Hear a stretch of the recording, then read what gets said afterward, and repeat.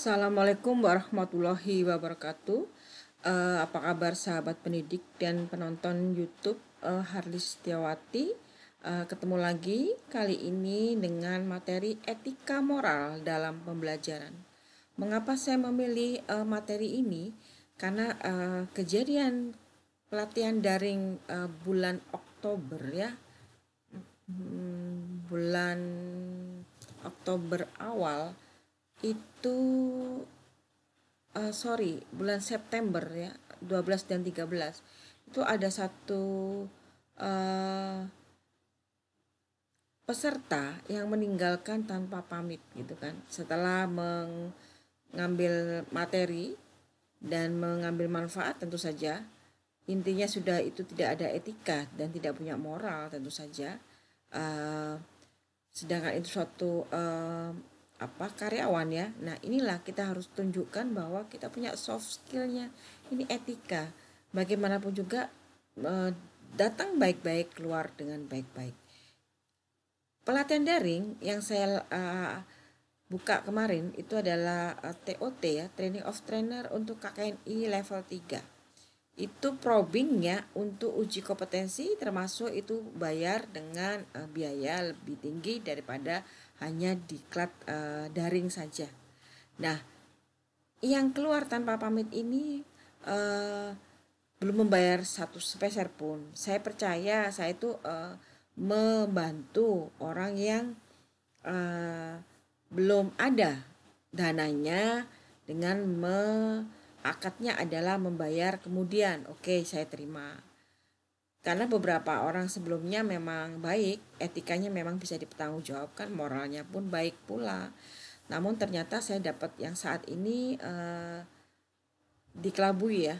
Walaupun apapun itu tidak akan berkah ilmu yang diterima. Jadi kenapa demikian, sampai dia keluar tanpa pamit dengan baik-baik, tiba-tiba HP saya diblokir. Begitu saya hubungin dengan HP lain, nomor lain, bisa masuk. Itu ketika saya maki-maki baru sadar, dan sampai akhirnya dengan sangat menyesal saya harus datang dan telepon kontak langsung kepada HRD yang institusi di bawah dia, yang dia mengaku waktu itu institusi itu di perusahaan tersebut.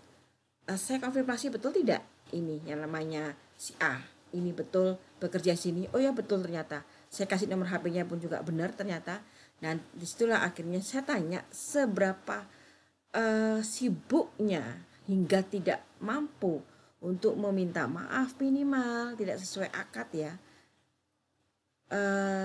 masuk dengan baik-baik dan terima keluar baik-baik, itu saja. Tidak membayar pun nggak masalah, tapi itu dengan akad. Artinya, ibu mohon maaf, ternyata saya belum ada dananya, dan ibu mohon maaf, terima kasih sudah saya terima materi fullnya dari Google Classroom dan materi yang diterima dari instruktur secara langsung ketika ketika Zoom conference itu adalah tetap harus dihitung ya Bapak Ibu baik-baik, bahwa etika moral dalam pembelajaran ini supaya pembelajaran yang kita serap tadi itu akan bermakna, akan berkah gitu ya. Oke, baik, ini akan saya buka kenapa saya memilih etika moral dalam pembelajaran. Ini saya ambil materi untuk Merdeka Belajar, terus terang saja. Ini saya langsung dadakan aja, saya kalau ingin punya sesuatu yang menggantung saya cari, akhirnya saya harus selesaikan ini. Oke, ini kita ketahui di sini ada urgensi etika moral pembelajaran ya. Urgensi, ingat itu ya, berarti penting sekali. Nih, proses pembelajaran merupakan upaya pembentukan karakter bangsa. Berhasilnya transfer iptek dan pembentukan perilaku mahasiswa ditentukan tauladan dosen standar teladan perilaku berada di ranah etika moral. Nah, dosennya pun harus menunjukkan itu, memberi contoh sebagai role model. Terciptanya insan yang cerdas, berbudi luhur, dan berperilaku etik itu adalah learning outcome nantinya ya. Nah, Bapak Ibu penonton, terus terang saja ini mengganjal jika tidak diselesaikan, karena moral itu tidak bisa dipelajari dengan baik. itu sebenarnya tanpa belajar pun kalau kita memang sudah punya niatan, kita punya lingkungan yang baik di rumah, lingkungan baik di sekolah, akhirnya kita dan lingkungan di sekitarnya ya, apa di tempat kerja apa, itu otomatis kita terbentuk moral kita dan etika kita mengikuti. Oke, sekarang nih 6 indikator profil pelajar Pancasila nih: bernalar kritis, kemampuan kognitif, kemandirian, independen mencari, kreatif, inovasi, cinta seni budaya, gotong royong, soft skill utama dalam tim nih, dalam tim ingat ya, soft skill utama, kebinekaan global, cinta keberagaman, sama tadi kemarin ya, cinta keberagaman budaya dan ras di negara dan dunia. Nah ini dampak dari pandemi COVID-19 ini, kita bisa seluruh Indonesia kita bisa bertemu dalam Zoom conference ya, dalam pelatihan daring. Itu betul-betul kita satu gitu ya, Bhinneka Tunggal Ika, satu tujuan. Nah, berakhlak mulia, moralitas spiritual dan etika. Nah, selanjutnya ya, pengertian. Kita ambil pengertian dulu nih. Orang semua tahu, oke, etika apa sih? Oh, ilmu yang menjelaskan arti baik buruk, menerangkan apa yang seharusnya dilakukan manusia, menyatakan tujuan yang harus dituju dalam perbuatan mereka, menunjukkan jalan untuk melakukan apa yang seharusnya diperbuat ya. Moral, ajaran baik buruk yang diterima umum mengenai perbuatan, sikap, kewajiban, akhlak, budi, pekerti, susila. Ini adalah moral ya. Kemudian kita, apakah hubungan etika dan moral? Moral itu lebih tertuju pada ajaran dan kondisi mental seseorang untuk bersikap dan berperilaku. Nah, perwujudan etika adalah sikap, dalam sikap dan perilaku ini adalah moral, perwujudan etika ya. Nah, etika ini ada etika normatif dan etika kajian filsafat moral. Oke, ini adalah hubungan etika dan moral. Makanya saya bilang ini, peserta satu ini tidak bermoral, tidak beretika. Makanya kenapa saya sepakat gitu, kaget saya. Tidak membayar, oke, silakan, tapi dengan baik-baik caranya. Karena saya dalam satu grup itu subsidi silang, tidak semuanya bayar full seperti apa yang saya promosikan, semuanya berbeda-beda. Bahkan ada yang beberapa tidak membayar, tapi itu dengan akad yang pertama awal gitu ya. Jadi tidak setuju masuk, free dulu, mundur nanti tiba-tiba hilang gitu. Itu tidak bermoral. Oke, belajar dan pembelajaran. Apa sih sebenarnya belajar itu?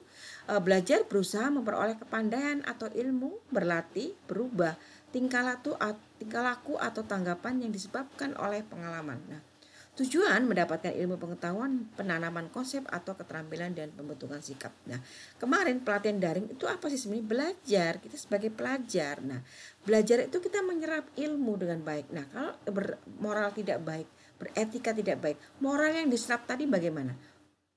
Otomatis itu moralnya tidak berkah ya. Nah, pembelajaran sekarang menunjukkan pada usaha peserta didik mempelajari bahan ajar sebagai akibat perlakuan guru. Proses pembelajaran diarahkan agar peserta didik mampu mengatasi setiap tantangan dan rintangan dalam kehidupan yang cepat berubah melalui sejumlah kompetensi yang harus dimiliki, baik itu akademik, okupasional, kultural, dan temporal.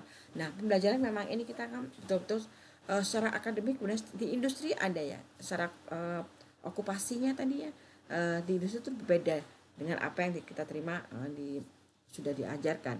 Nah, etika pembelajaran sekarang. Etika pembelajaran aturan kesopanan atau akhlak dalam berinteraksi antara pendidik dan peserta didik, serta sumber belajar dalam lingkungan dan kegiatan belajar mengajar. Kita ketahui bahwa kita sudah ada dari berbagai masa ya, berbagai fase ya. Ada industri 1.0 ya, itu ini ya, ketika itu industrialization, industri 2.0 itu electrification, dan kemudian industri 3.0 itu digitalization, dan sekarang adalah smartization, industri 4.0, cyber physical system, internet of things, cloud network. Nah, ini banyak sekali kita menggunakan network ya, networking. Nah, ini dari dampak dari itu tentu saja etika kita juga masih tetap harus dipertahankan. Moral juga harus tetap ditunjukkan. Oke, etika dan moral dalam pembelajaran. Kembali ya, mahasiswa harus menjunjung tinggi etika dalam pembelajaran. Karena guru atau dosen mulia, berjasa, maka harus ditaatin, berperilaku berperilaku sopan, memperhatikan pelajaran, mengamalkan ilmunya. Guru berperan sebagai sumber belajar, fasilitator, pengelola, demonstrator, pembimbing, motivator, dan sebagai evaluator. Nah, ini dirumuskan dalam kode etik mahasiswa dan dosen. Biasanya kita ada tata tertibnya atau kontrak belajarnya apa-apa gini. Nah, itu Bapak Ibu diketahui kenapa saya kembali lagi ke moral tadi. Nah, mahasiswa itu menjunjung tinggi etika itu harus tuh. Instrukturnya, fasilitator itu berniat baik itu, men-share ilmu. Tapi mengapa sampai hati tidak bermoral gitu ya, meninggalkan kelas setelah mendapatkan ilmunya dan sudah mendapatkan semua materinya, betul-betul tidak bermoral dan beretika itu. Nah, penerapan etika dalam budaya akademik. Kita ngomong budaya akademik karena saya adalah seorang dosen dan beberapa peserta banyakkan seorang dosen pula. Nah, namun ketika dosen itu sebagai peserta, tentu saja dia akan sebagai peserta didik yang sedang belajar gitu ya. Oke. Ini penerapan etika seperti apa sih? Honesty, kejujuran, responsibility, tanggung jawab, transparansi, keterbukaan, komitmen. Nah, ini komitmen awal apa? Dignity, martabat, dan sincerity, ketulusan. Nah, harus jujur gitu. Kalau memang tidak mampu dari awal bilang, kan enak, sama-sama enak. Oke, ini terima kasih sekali bagi para penonton yang sudah setia menonton YouTube channel Haris Setiawati. Ini hanya sekilas info saja, semoga bermanfaat. Etika, moral kita tetap pertahankan ya. Mau di era apapun juga, jangan terpengaruh dengan digitalization. Akhirnya kita sudah tidak ada lagi etika dan moral. Tetap kita harus menjunjung tinggi etika dan moral itu. Kita berbudaya bangsa yang beretika. Oke, terima kasih. Mohon maaf lahir batin. Wassalamualaikum warahmatullahi wabarakatuh.